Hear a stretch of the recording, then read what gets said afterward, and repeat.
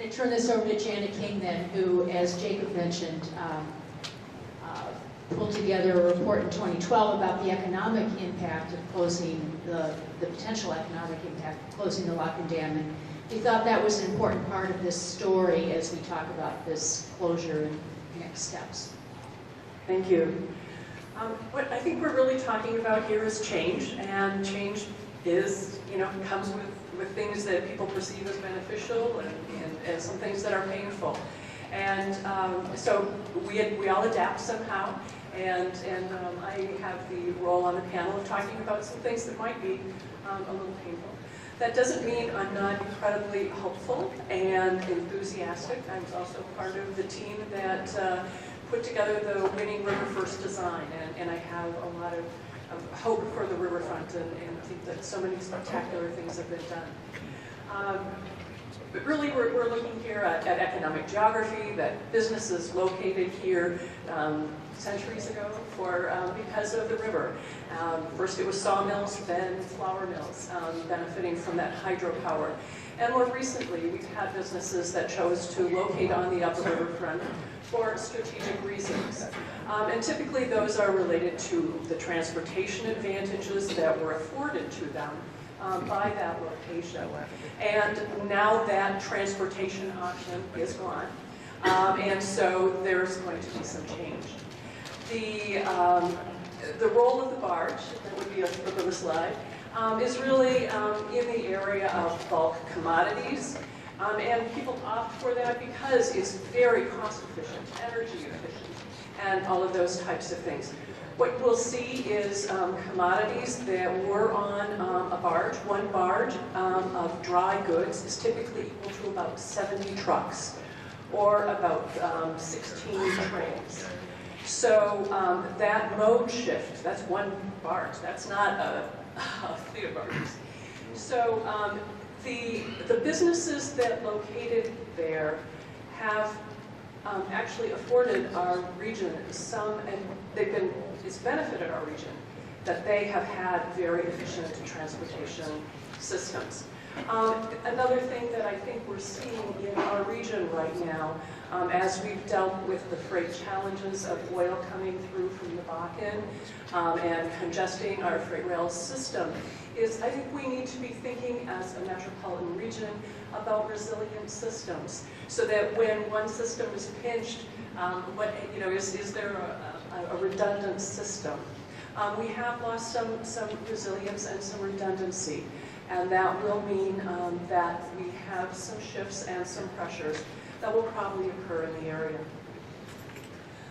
In terms of the long-term history, it's pretty fascinating to look at the commodities. And I think John is much better at this than I am, but you just see this incredible fluctuation if you look over the arc since the 1960s of coal is up, now grain is down, now grain is up, grain is down. And it really fluctuates with various economic cycles. Most recently, we've had the top blue line that you can see there is aggregate. Aggregate was very strong and dropped with the recession.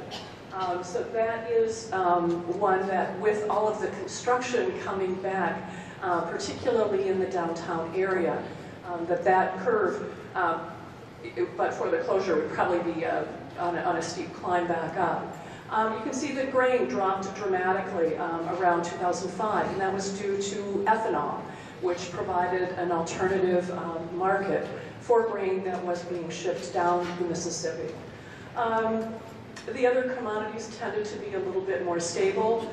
Coal, scrap, you can see arcing up a little bit there, or that line going up, chemicals. So that's what's been coming up the river and going down the river from the upper St. Anthony line.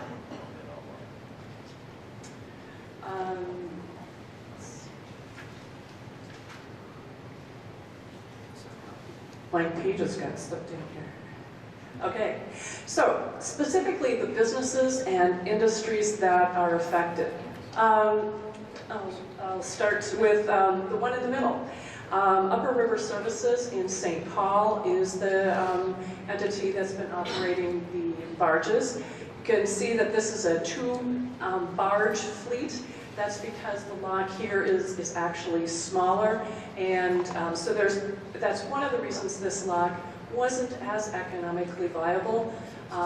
It created some economic challenges for it because you have larger barge fleets further south of the river where the river, the locks and the river are able to handle that.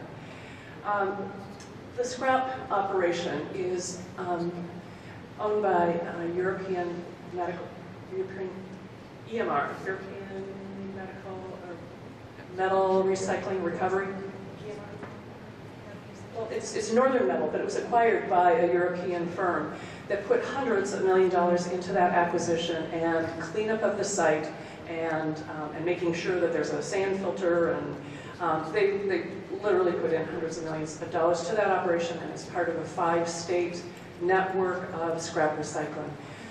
One of the things that you see if you look at scrap metal operations in the Twin Cities, they are concentrated on the Minneapolis Riverfront and the St. Paul Riverfront. That's a classic economic geography issue. The metal recyclers choose to be where they can play off the transportation options of barge and rail. So they can get to more markets, and they can obviously have the most competitive transportation costs by going by barge. So we will see, because of the very substantial investment that they made in very high-tech equipment, they are not at all likely to relocate. They will be shipping, and I haven't interviewed them for 2 years, but they were pretty clear about that, and because of the huge investment. They may ship more by rail, but they were already in the process of preparing additional truck receiving capacity at their facility in the St. Paul port. So they'll probably be diverting trucks that will be hauling scrap metal to St. Paul. And you saw the one barge pulls 70 trucks, and those trucks will either be going through the Lowry Tunnel and down I-94 to St. Paul. I suspect if dispatch says the Lowry Tunnel is plugged, I suspect they'll go down Broadway to 280. And that probably won't make some people very happy.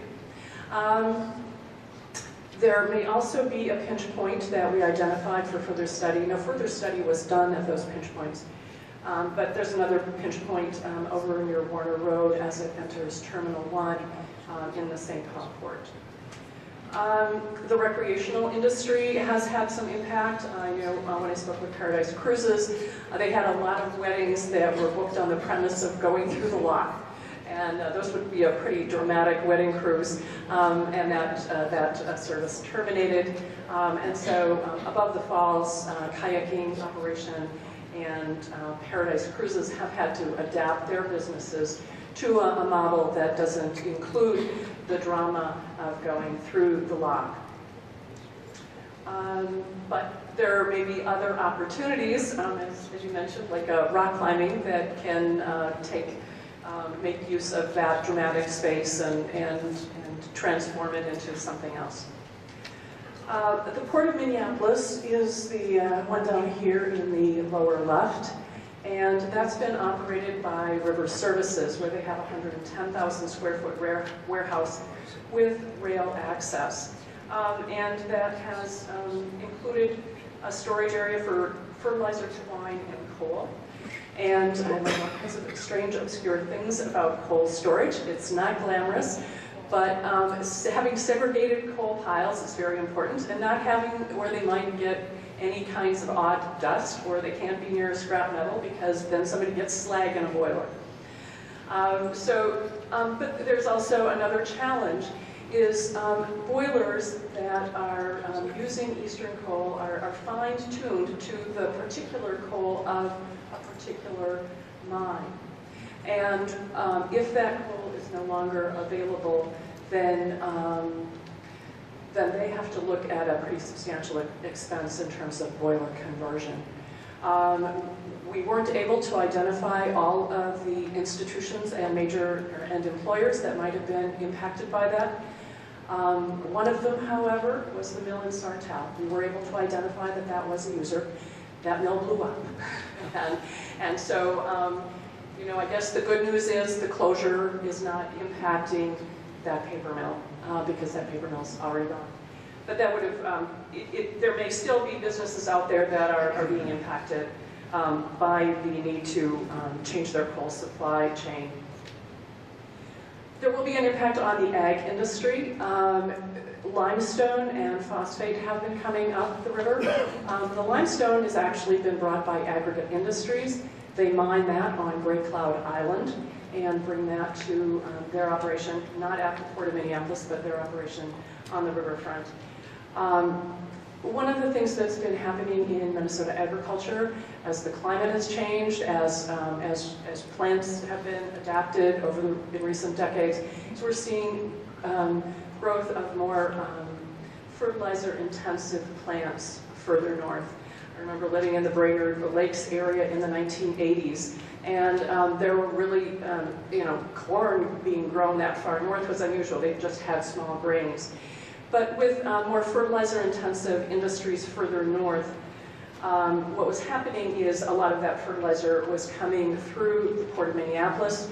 So we talked to the distribution network for those facilities. So that really will be impacting the distribution of fertilizer from a range that goes from Cambridge to Wadena to Alexandria. And those operations will probably need to have more trucks on the road, particularly during spring and planting season, and needing to dip down to the St. Paul port or to Burnsville to get what they need. One of the challenges has been for the fertilizer industry. They have been looking for more capacity. They have been looking for a number of years in St. Paul. There isn't capacity. Archer Daniels Midland managed to squeeze a small operation into the Port of St. Paul. I talked to several other operators who had been looking and questioned one and said, well, why don't you just go by rail instead? And he said, hey, listen, I'm just putting a rail operation in out in South Dakota. There's no way we can do fertilizer by rail into this market because the price is set by barge and it's so much lower. So we are going to see some implications on the movement and storage of fertilizer. Some of the capacity to store fertilizer in our region was, one of the things I learned was diminished when there was mitigation by the noise mitigation by MSP International Airport. Made a lot of land that might have been available in the Minnesota River for fertilizer operations is no longer available. So I talked to two people who've been looking very seriously, one of the largest corporations in Minnesota, to locate a fertilizer operation on the river system here and unable to do it. An odd thing is special picks, and that again would be related to the Port of Minneapolis. And those are things like bridge structures, huge processing tanks, and that type of thing that have a difficult time getting through our metropolitan area or getting into our metropolitan area by rail because of the heights of bridges or because of curves. And so occasionally there are special picks that need to come in by rail, and apparently the preferred location has been the Port of Minneapolis, because it's a very secure dock wall and the height of the water is regulated. So a challenge there is, I talked to somebody who said, well, we tried getting it in through St. Paul, but we could only get into places on the weekends, and well, then we tried it and then the dock wall collapsed. And I was imagining a $30 million tank and a collapsed dock wall, and thinking, oh my goodness. So I think there are some challenges to our transportation system that way. Then there's the configuration of aggregate industries, Lafarge Cement and Sunstone. That's been a group of 3 industries that have been quite elegantly co-located on the riverfront.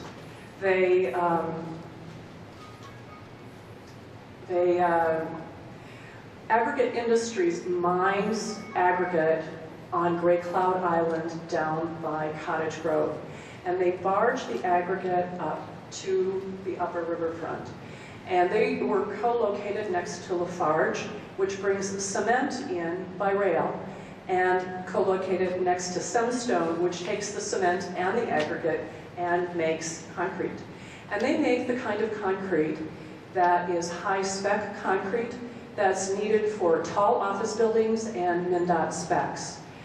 So that high-grade concrete, the nearest location currently, other than that location, is at like 62nd and Lindale. One of the challenges is that high-spec concrete can only be on the truck about 1 hour. I realized the political nature of the work I did and double and triple tested and independently verified things. And talked to an old guy. Somebody had asserted that the I-35 bridge could not have been rebuilt in 1 year, but for the co-location of those 3 facilities. And I talked to an old guy who had concrete plants, who no longer had any dogs in the hunt. And he said, absolutely, there is no way that bridge could have been rebuilt. You know, that configuration of those 3 on the riverfront being able to operate 24/7 is you know, and able to pump out that concrete. So there are challenges to getting the construction materials that are needed into the core city without adding congestion to our freeway system. Aggregate, as many of you may know, is already a somewhat regulated industry. There's limited supply in the metropolitan area. That's why places like Apple Valley and Maple Grove and Edina have had to let their gravel pits play out until that was exhausted, and then they're able to redevelop those sites. So there is a resource at Gray Cloud Island that can only get off the island via barge. It cannot get off the island by a bridge. So that has been a resource that I believe can get off and taken to St. Paul, but then would need to be trucked. So I worked with, in the project, I worked with a group out of Boston that does economic modeling, and they take the in-plan model that was developed here at the University of Minnesota, and these MIT Harvard guys added a transportation dimension to it and did an analysis once we researched what was going on with all these companies, and they identified that the societal cost would be about $24 million over the period 2012 to 2014 or to 2040, and that was related to travel time, uncertain reliability, logistics, road hazards, additional environmental costs, and that sort of thing. We identified the direct loss of 72 jobs, and then the average annual sustained economic impact. You can see the losses there. That does not count the gains, you know, and I think we can see that there will be gains, but our job was not to analyze those, but to look at what would happen to those businesses and industries, and the spin-off effects. So there are some unknowns and some challenges. I think I previously mentioned the localized highway impacts on the Lowry Tunnel, I-94, Broadway, and then over near Warner Road. We do have some general capacity issues, I think, here in the metropolitan area in terms of where can we load and unload project cargo? What about capacity for fertilizer? What about our ability to segregate coal? And then there's also been some warehouse capacity on the river that's been used. We have a challenge, I think, for the supply chain for concrete that meets certain specifications, and I think that came out again this morning in the request of Aggregate Industries to use a dock at the University of Minnesota. And that will play out however it plays out, but I think there is pressure in that supply chain for the construction industry. But there's also wonderful opportunities. The 48-acre Upper Harbor Terminal is owned by the city of Minneapolis. They envision using that for a business park. I've seen various estimates, but the one that was quite concrete was at least 1,000 jobs proximate to the north side, which could offer some great employment opportunities to the north side residents if that's tied in with training and that type of thing. An estimate over $100 million in private investment. And there's strong developer interest in, I think, business park development there. I was part of some focus groups talking to developers, and they indicated that that while it's a challenging site due to power lines, some of the grade issues over there, the challenges of cleanup, that takes time and money, but they thought it was a great site.